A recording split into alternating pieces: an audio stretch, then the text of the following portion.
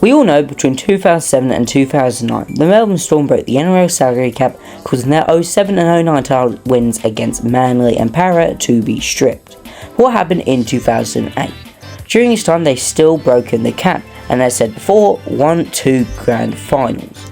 But it was this 2008 grand final that was a glitch in the timeline. Today, I'll talk about this grand final and the story that belongs with it.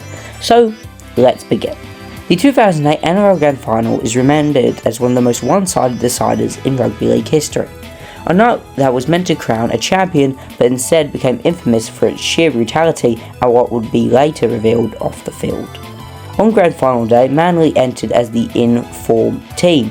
They were pretty dominant. They had some great players like Brett Stewart, Len Stewart and Steve Menzies, and was led under Des Hasler. While Manly's team was pretty good, Melbourne arrived with a very powerful spine, which included Billy Slater, Cooper Conk and Greg Inglis. I did talk a bit more about how they broke the cap and these certain players and stuff in my last video, 2009 NRL Grand Final, so go check that out after this. Anyway, aiming to continue their era of dominance. From the opening minutes, it was clear that this contest was completely one-sided, as Manly overwhelmed the Storm with relentless attack, speed and physicality, racing to a huge halftime lead and never easing off, eventually delivering a historic 40-0 victory, the largest margin in Grand Final history, and a humiliation Melbourne simply had no answers for. At the time, the result was seen as Manly's ultimate statement and Melbourne's lowest moment, but the story of this Grand Final took on a darker meaning in 2010 when the NRL uncovered Melbourne's systematic salary cap breaches spanning multiple seasons,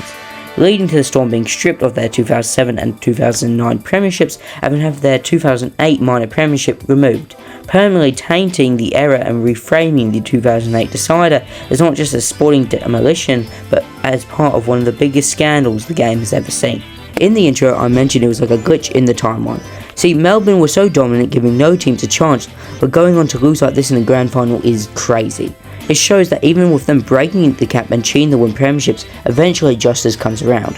If that's getting humiliated in the grand final, we're going to get their title stripped. Overall, now we look back at this moment and realise that the 2007 Manly and 2009 Para put up a really good effort for what was a near impossible game. But Manly in 08 showed us it wasn't impossible.